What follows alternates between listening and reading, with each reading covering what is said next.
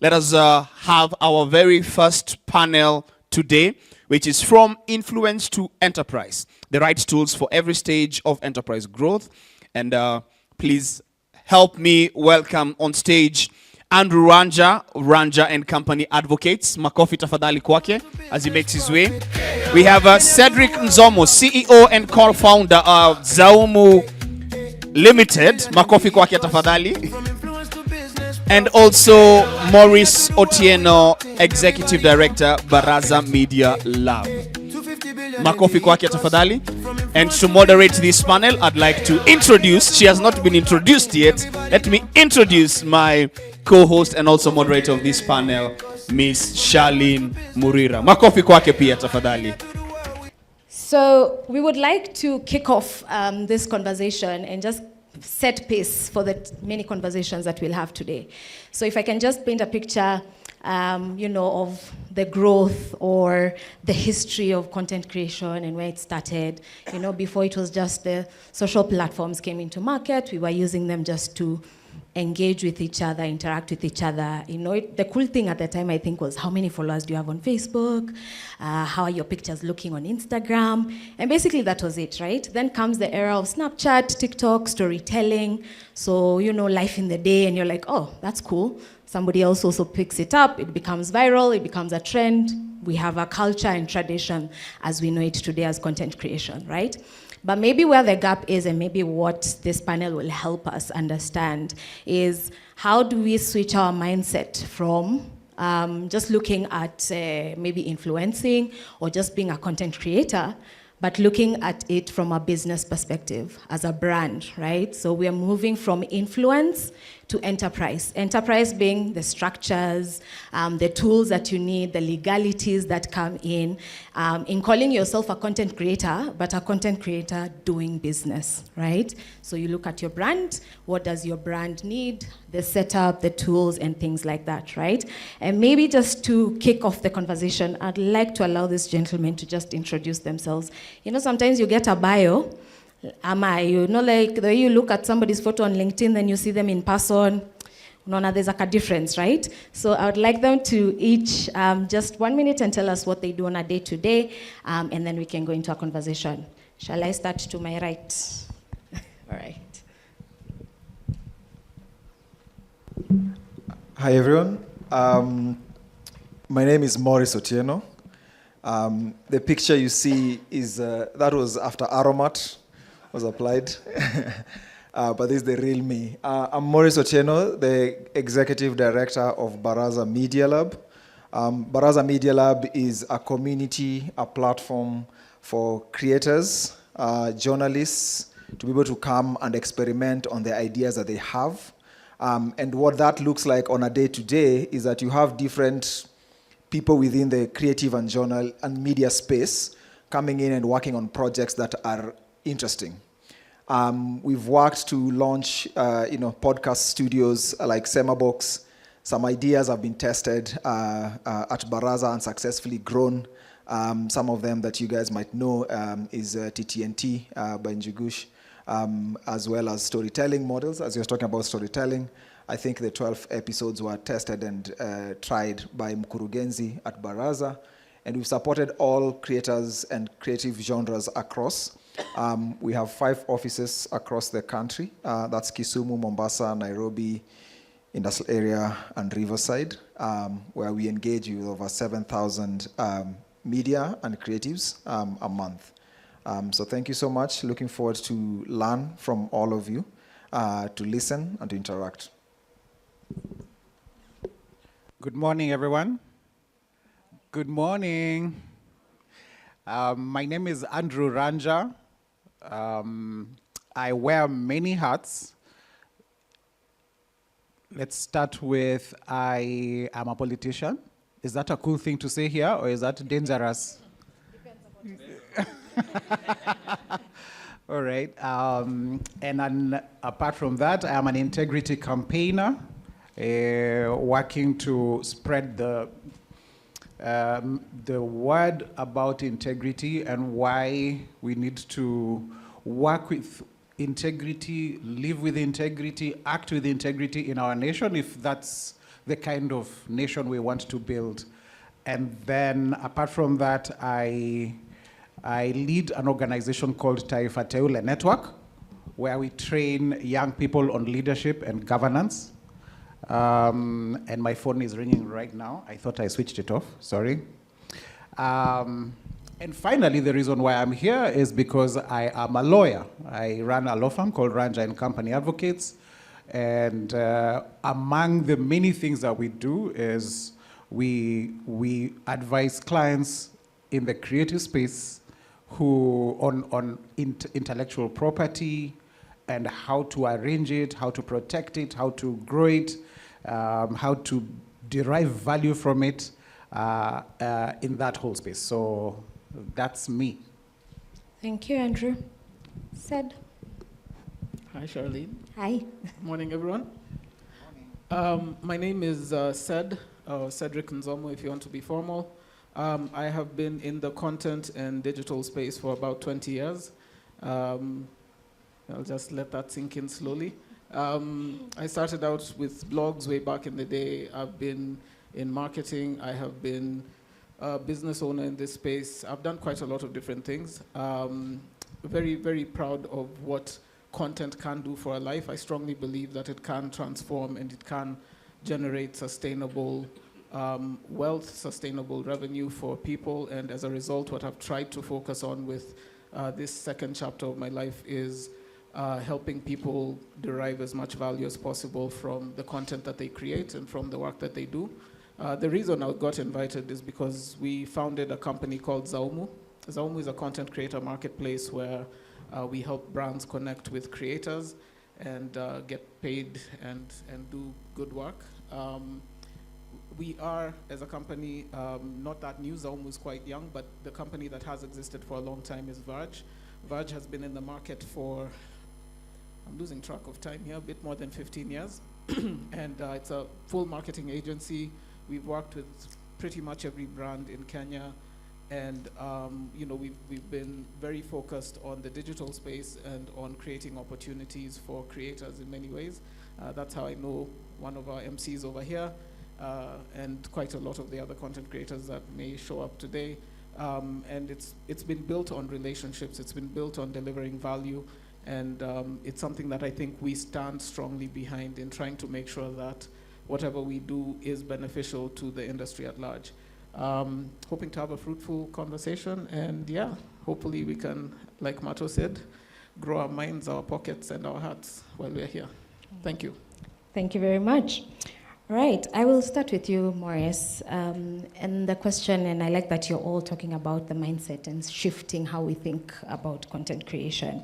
So paint for us a picture in your own experiences. What does thinking like a founder look like? And especially in the way we do our day-to-day, or what type of mentality should we be in to think like a CEO and not just a storyteller?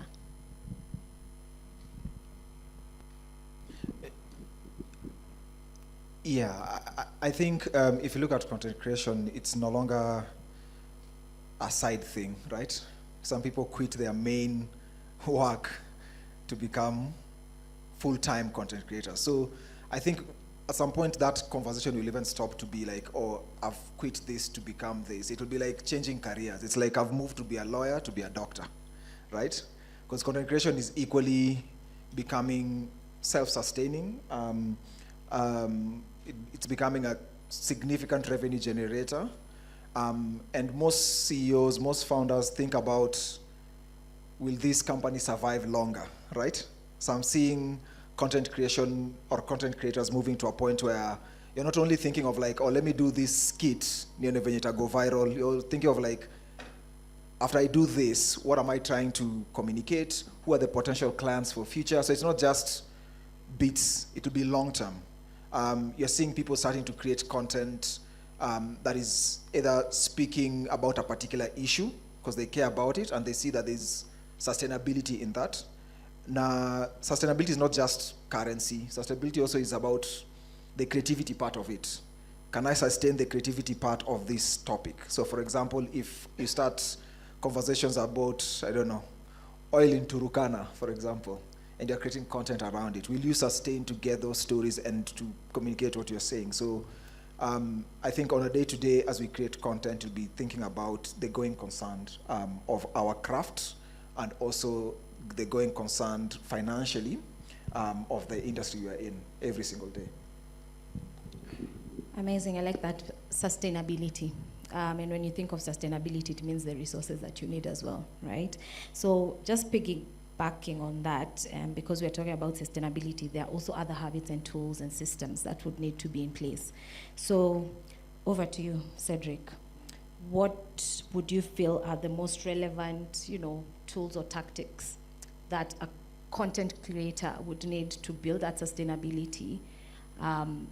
And maybe what tools do you think they need to set up a proper system? So I think it's a bit of a broad question, but I'll try to narrow it down a little bit. I think you have to start with what you have, right? In terms of tools and systems, always start with what you have. You can do your content planning, your finance planning, your scheduling on sheets. You don't need to go and get some sort of crazy accounting software. You don't need to get some crazy CRM. A lot of these things you can manage with the tools that you have. The thing that is most important is actually a second thing you mentioned, which is systems. And systems, I think, to the point of what Maurice was saying about sustainability, if you're thinking like a business, if you're actually trying to survive as a content creator, you're not just trying to do it as like a side hustle or like to just get some coins on the side. You actually want to grow it and build money from it. The thing that makes the difference is the systems that you have in place. So do you have a strategy? Do you have a very clear plan of, this is what I'm trying to do, this is how I want to get to where I want to get to, here's the things that I need to have in place. And they don't need to be difficult. Again, start with what you have. You can look at just the basic systems and the basic structures of saying, this is how frequently I'm posting, this is what I'm going to do, to the point of what he was saying about sustainability, this is how I'm going to make sure I'm accountable to that. Use your calendar. Like the number one, I say this to my team all the time, but the number one thing that manages my business is my calendar. Just putting in work blocks, putting in time and sticking to that. That discipline will do a lot more for you than pretty much anything else. Those simple systems of understanding that this specific repeated action is going to lead to the outcome I want is going to do a lot more for you than pretty much anything else you can pay for out there. That said, if you are looking for basic systems, always look for the free ones. So start with the free things. If you're trying to build a database, which is extremely important, please own your audiences. Everything that you see as your number of followers and whatnot, it is rented. The day that TikTok kicks you off the page, you've lost all your followers. Build a database somewhere where people you can still connect with your audience, right? Those things are important, and you don't need to pay to do them. You can get free CRMs from HubSpot. You can get free emailers from, I think MailerLite still has a free option. There's a lot of these tools that exist out there. So when you're thinking of what you're trying to manage, go to Google, say email management, and then free. And then look for the free one, start with that one, the one that has good reviews. Don't just go for the ones that are trying to steal your money. But like I said, before you get there, before you start downloading software, start with, do I have a strategy? And then do I have systems that will keep that strategy alive? And then what do I already have that I can use? If you have a pen and a pad, that's what you're using. If you have a diary, that's what you're using. If you have a laptop and you can set up your calendar, that's what you're using. And if you can go further and get things like tools, then use those as well. But do not limit yourself to the tools. I think building a business, people build businesses with less. And if you're trying to build content as your business, you also have the opportunity to do that with the tools that you have already. Thank you, Sid. And you've mentioned something very important, which I would like to ask a further question on. We are on borrowed tools, right? So all our social media, the data that we have on there, and you've mentioned, your audience, right? So how can a creator look at their audience as a sales pipeline without losing the authenticity or making it look like I'm actually pushing sales of numbers, right? And making that work for you? Okay, so I have like a whole course that I do on this. I was about to stand up and look for a whiteboard, but let me start by saying, first, please do not look at your audience as a pipeline. Look at your content as the pipeline, right? Your audience is going to come in and out, and yeah, you need to be aware of that. The reason I'm saying this is because, yes, you want to be able to try and shift as many people as possible from your social media, a place where you really genuinely have no control over them, to places where you can tangibly connect with them, yeah? You want to be able to have a database of phone numbers and emails and places where you can actually connect with people. I'll give you an example. There was an event that I went to where we had TikTokers with 1 million+ followers, and then we had some YouTubers who had a few thousand subscribers. And each of them was sitting down and waiting to meet their audiences, right? So we thought, okay, cool, we've got these big names on TikTok. Let's see who shows up to like get autographs and take pictures and do whatever it is people want to do with their fans. The TikToker had maybe 2 people show up. The YouTuber had a line so long that it delayed the event. And this is the thing I want you to think about. If you look around this room right now, this is, you know, not 100,000 people. You can fill this room with less followers than most of you have. Let's think about that for a second. If you have 200 followers and they all descended on this space right now, you could fill this room. If each of them paid 100 shillings to be here, you'd be 20K up. You have to start thinking about your numbers like that. You have to be able to look at your audiences like that. And you have to consider that the reason they would be here is not because of who you are, it's because of what you published, right? So ask yourself, what is the piece of content that I'll publish that will make someone follow me? Then ask yourself, what's the piece of content that I'll publish that will make someone subscribe to my email? And then what's the piece of content I'll publish that will make someone show up when I say I have a talk that's happening? Those are the things that matter. You have to be able to have that pipeline very clear so that by the time you're trying to monetize your audience, by the time you're trying to make money from your content, you have a very clear way of saying, I know that I have a WhatsApp group that has 300 people and I can get those 300 people to show up if I tell them I'm somewhere. That audience is way more monetizable than telling me that you have 50,000 followers. I'm saying this as the person who occasionally pays you as a brand. So think about it like that when you're trying to like structure that audience. And then there's a webinar on the creative cash stack on Zaumu. If you want us to do it again, please see Irene. She's somewhere here. Yeah. Amazing, thank you, Sed.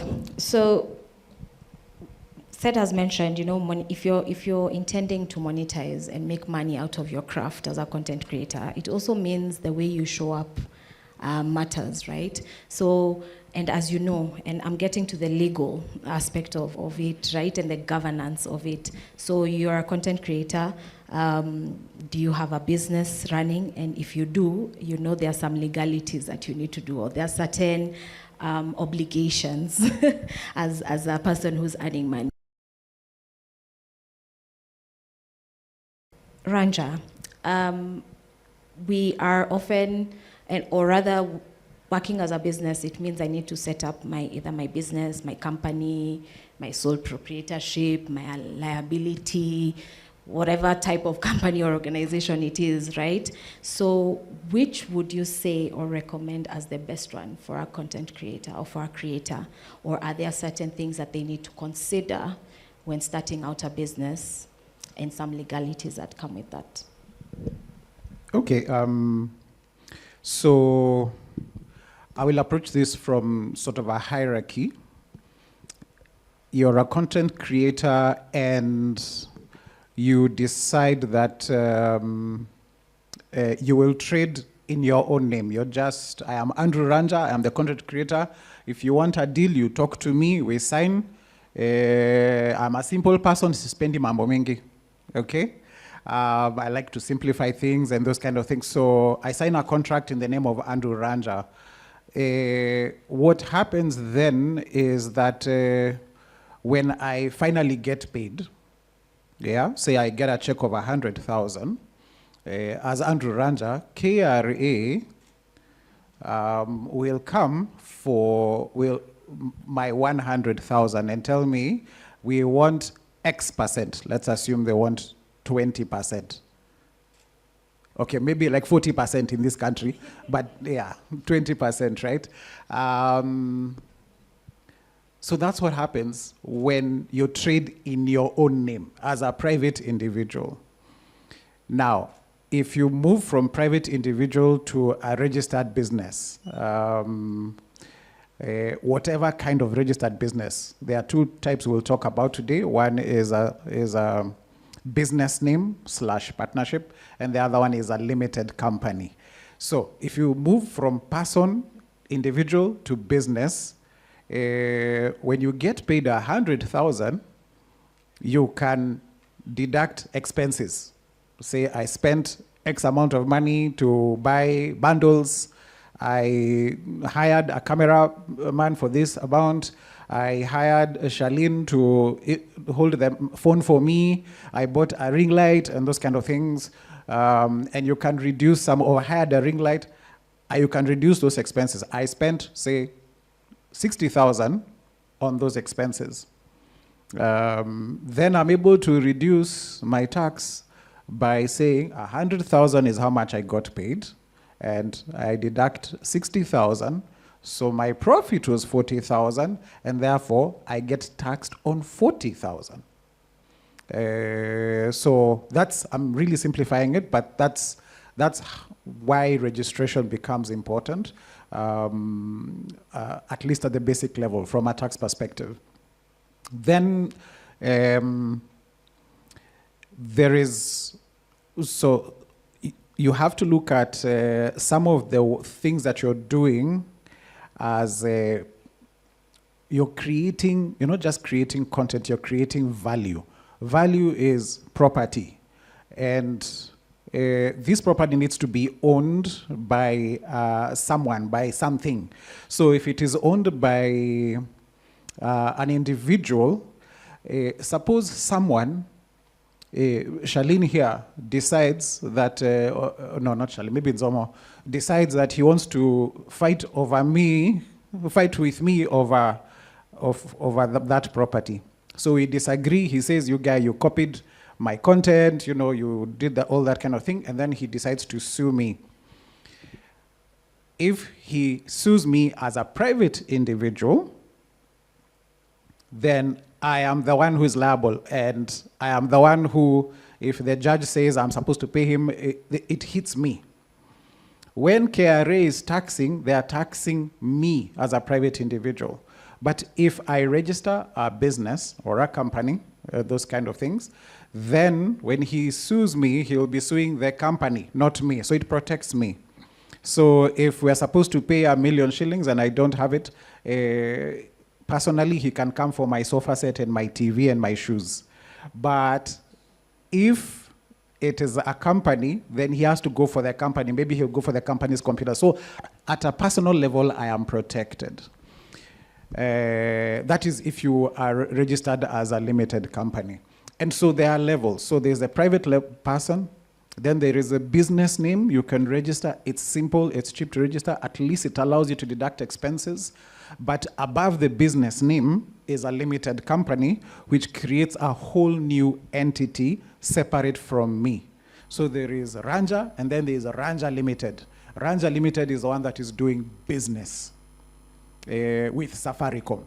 So if there's an issue with Safaricom, or if there's a person to be hired, if I'm hiring a camera man or woman, then the contract is with the company, not with me. So you, in a way, you separate yourself from the business, and you create a vehicle that allows you to now get value from the work that you're doing. And the thing about it is that some of the people who are going to be your big clients, big corporates, the moment you show up with just your name and your business card, Andrew Ranja, they'll be like, hey, kumbe, you're not organized. But if you show up with, have a limited company, when they ask you for an invoice, you even have an eTeams invoice, those kind of things, then they create at least an impression and an understanding that this is a person who is organized and serious. So, like Nzomo said, this topic can go on for a long time. I could stand with a whiteboard and explain, but I hope that little snippet just gives you some structure. Absolutely, I think it does, and especially in this time and age where KRA is even sending us love letters on WhatsApp to remind you of your obligations, right? So your e-teams and the setup and things like that. So I think there are different things, as Andrew was trying to explain, that you consider. If somebody, not saying that everyone goes through that path, but should it be, what is the best possible way even to protect yourself and your brand, right? But on that note, Maurice, is it possible to separate your craft from the operations? So I am Charlene, and my brand is also Charlene, but I am also running Charlene and Co. Is there a way to separate them? Is there an advantage to doing that? And if so, what is that? I think for all the reasons that Andrew has raised, it's important to separate it. And sometimes it's difficult because when you talk about creators, not only content creation, it's a wide range. Sometimes the name is what becomes the brand. But what I'm hearing Andrew say is also from a legal point, separating them legally. You can have Andrew Ltd and you can have Andrew, the creator. So when they come in, they'll not be coming in for, Andrew, the person. I also do think, to some extent, we are all human beings, right? And imagine if a lawyer was not to stop being a lawyer when they get into their house. Imagine the arguments they'll be having with their family, with jurisprudence in the house. You can imagine. If you're, I don't know, a maratu, you're a tout, in the house, pia when it out, it becomes difficult, right? So same thing for creators. It's almost like, it's difficult, but when do I stop being this person who's creating for people? And either as a content creator, as a musician, as a whatever craft you're picking, and you separate that from the personal. And that also sometimes safeguards even the mental health and well-being of creators, because not separating it becomes very difficult, and you expose yourself to the world. Creation is almost like something that even started, initially, even as the first things in the Bible, they created, right? So creators are giving themselves, and sometimes giving themselves also means they give their personal, and it hurts sometimes financially, legally, emotionally, mentally. So I think there's need for that clear separation of personal from daily operations of your craft. Absolutely. I like that you mentioned mental health, which is quite key. So I think that's an added advantage in separating. So I'll just go back to Andrew, and then we'll go to Sid. So Andrew, when it comes to licensing, propriety, yes, but I'm a brand. How do I safeguard myself when it comes to my IPs, the name that I use, trademarking, and all those things, right? What is the approach to take here? So, and is there a difference in terms of, or am I protected under registering, say, my business or my company, or do I need to take a step further in also trademarking and protecting my intellectual property as well? Okay. Maybe the place to start is to explain what this property is, because we are calling it intellectual property. When you're a creator, being a creator, there are generally two lanes. Either you're providing entertainment, or you're providing information, whether it is training, academic, directions, whatever it is that you're offering, it's information or entertainment. The value in your creation is getting people's attention, getting eyeballs. And getting people's attention is a very difficult thing. Just look at this room. I mean, this room could be full. We're about half full. People are busy, they have things to do. They went for sherehe last night, and now they are trying to wake up, and they are not sure what time it is, or they have a cat to study for, or their boyfriend is calling them, or I don't know, they were scrolling somewhere and they lost. Whatever it is, there are different things that keep us occupied. So getting people's attention is like magic, eyeballs. And that's what then turns out to be followers or likes or views and those kind of things.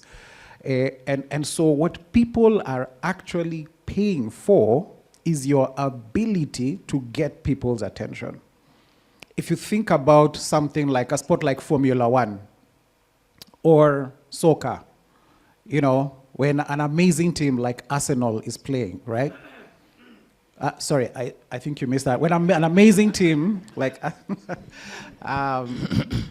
the value is in the number of people who are watching around the world.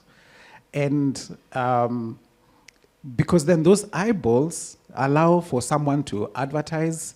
Sometimes those eyeballs have paid to have access to be able to view, if it is subscriber TV or something like that. And so that is the property. That thing that you're selling is actually property that needs to be protected and needs to be packaged in the right way. So depending on what kind of value you're providing, there are different ways of protecting it. Number one is this copyright. So when you have an idea, so let me first clarify, you cannot protect an idea. You can't protect an idea. And the concept is that you can't stop people from thinking. So everyone is free to have ideas.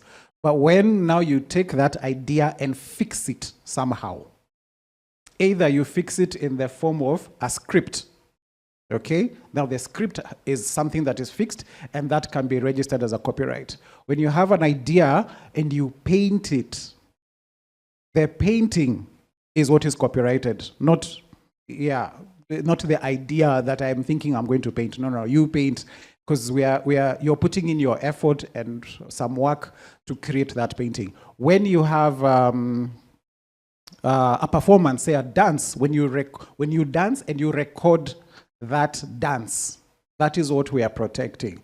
So that's copyright protection. Now, sometimes we've talked about brand.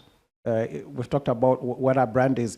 For some of us, the thing that is, yes, we are creating this content, but what we are also growing is our name so that we are recognizable. So when you create a brand and Andrew Ranja becomes a brand, then I need to protect that brand so that someone else doesn't use that brand. Remember, it's property. So when you have a strong brand, you have an ability to pull people into a space. You have an ability to get people to spend money, like Zomo was saying, to buy your product. So that value needs to be protected. How that is protected is you register it as a trademark. So now a trademark could be the name, Ranja, or a design that signifies Ranja. So when you hear a name, Njugush, Sauti Soul, I don't know whether Mkurugenzi is, but Mkurugenzi is, if I say Mkurugenzi, so we know what that is. We know who I'm talking about. So I would like to imagine that he has gone and registered that brand as a trademark so that I can't just start another business and call it Mkurugenzi. So there's all these kinds of things. The primary ones are trademarks and copyrights. Now, if Safaricom comes and says, I want to use your intellectual property, there are two ways they can do it. They can buy, they can say, we like this brand that you've created, sell it to us, ikuwe yetu, we continue using it. Or they can license it, or licensing is like renting it. So they can say, allow us to co-brand so that when we create a product, we use your name on it as a musician. So they approach BN and say, allow us to use your image to sell this product. And that's a license, and they will be paying money every month or every year on it. So that's a bit about how packaging your content into a legally protected intellectual property can be used to then allow you to trade with it. Amazing. Thank you, Ranja. So an idea, anyone can have it, but the minute I start making money and put it online somewhere, ni yangu, cash cow, right? All right, Cedric, and then we'll have one question to the audience as we wrap up. Cedric, and in your field, I think your business is to work with the creators on a day-to-day, right? And maybe one of the questions that you probably get a lot of, we are saying, is how do I scale this business that I have, right? I'm creating content, but I want more. Where do I start, or what tips would you give? Okay, so I think this answer, first, you're right, this is a question I get every day. And then second, this is a question that you get from creators of all sizes, because whether you have 10,000 followers and you're trying to get your first deal, or you have 400,000 and you're trying to figure out how to get more money, it is literally every day there's one person I have this conversation with. So there's a few things that you need to do. Obviously, we've talked about treat yourself like a business. So please prepare, because some of these things are really boring, but they make you a lot of money. And it's always going to be the case, right? Just so we're clear, when you become a professional content creator, half your title is professional, the other half is content creator. So just prepare for 50% of what you're doing to be eating vegetables, and then the other 50% is the nyama that you are looking for. So that said, there's a few things that will earn you a lot more money. The first thing is being able to have a very clear pipeline of revenue. Please do not rely on one source of revenue if you are a content creator, because that source of revenue can be taken away from you by the weather. Just try to start building multiple streams of revenue. And keep in mind, even as a content creator, we've talked a lot about influencing here, but influencing is not the only way content creators make money. In fact, if we're being completely honest, the content creators who make the most money don't make it from being influencers, right?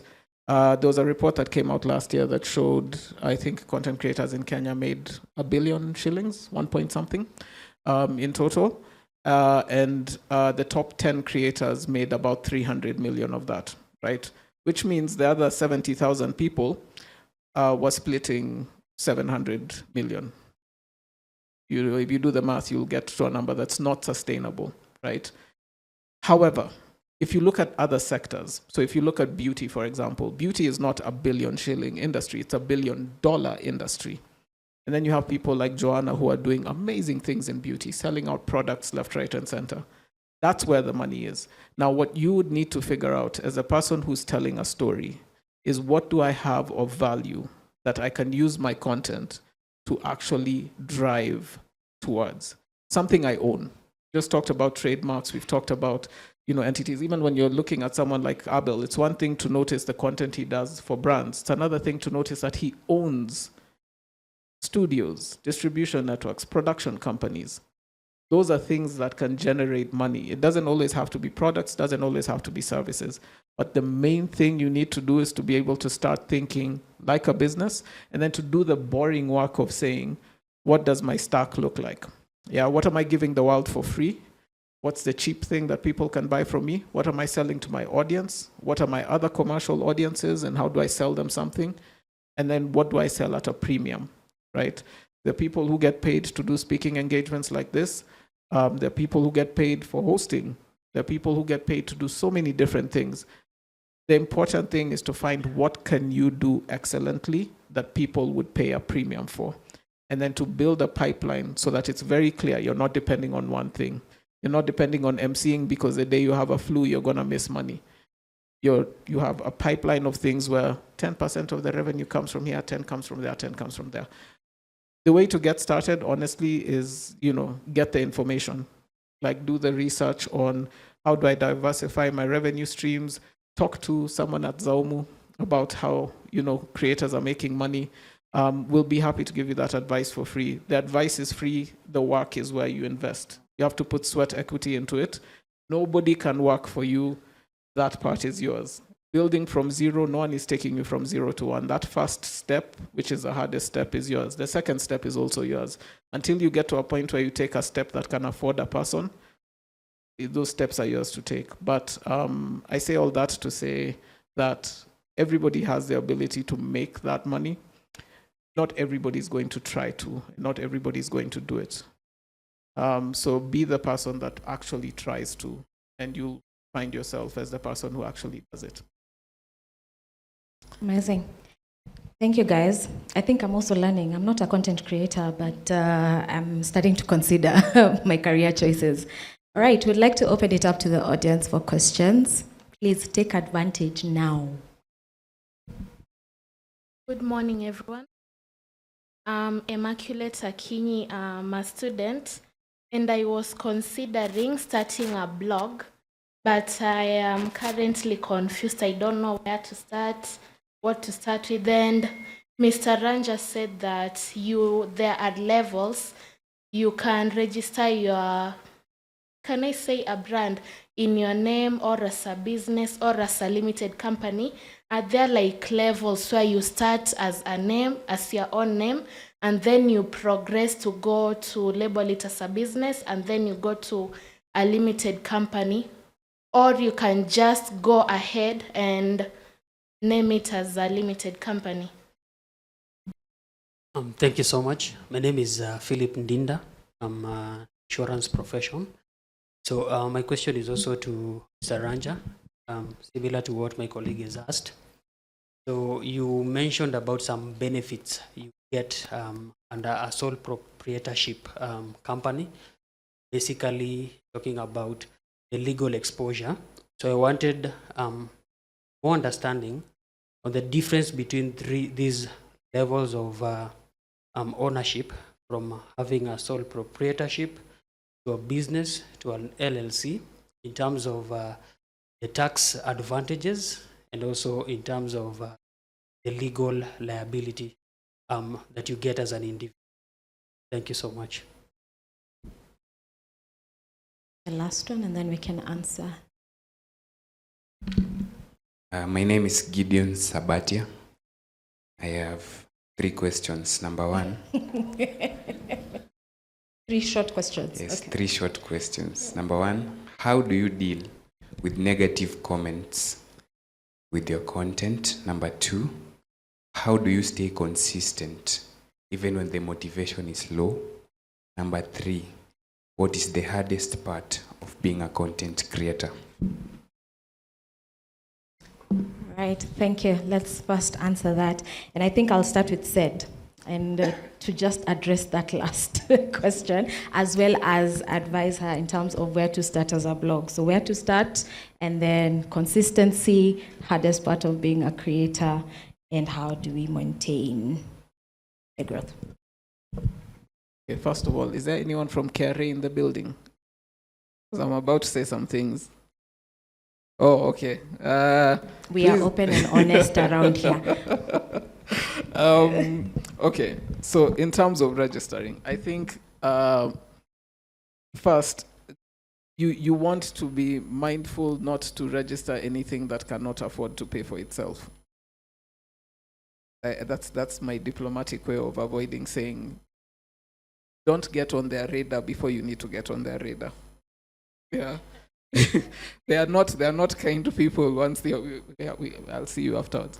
But genuinely, you want to try, especially with the online space. There's a point at which, and I'm not saying this doesn't demean the value of the idea, but there's a point at which your value is not commercial. You don't have any commercial value. You have an idea for a blog and go and you write it. Have no, like, when you don't have an audience, don't have anything happening, don't put yourself in a position to have liabilities, obligations, even if it's work related. Don't turn it into a company until it is a company, right? That's still legal, yeah? Okay, cool. Yeah, so that would be my advice, because I've done this before, where you go and you register a company, and then like a year later you didn't make any money, and then 3 years later you're still trying to explain why I don't owe you. You don't want to find yourself in that. So that would be my first bit of advice. In terms of like now the levels of registration, once you get to a point of, okay, I need to transact. If you're coming to do work on a platform like Zaumu, we don't do anything without an receipt. At the beginning, you start as yourself. At some point, it makes sense, especially when you have expenses, have it as a. That would be my second part. In the beginning, do as much as you can as a taxes of, say, 5%. go into the space and you data science, as those ones are higher. In the beginning, start by do what you can until commercial.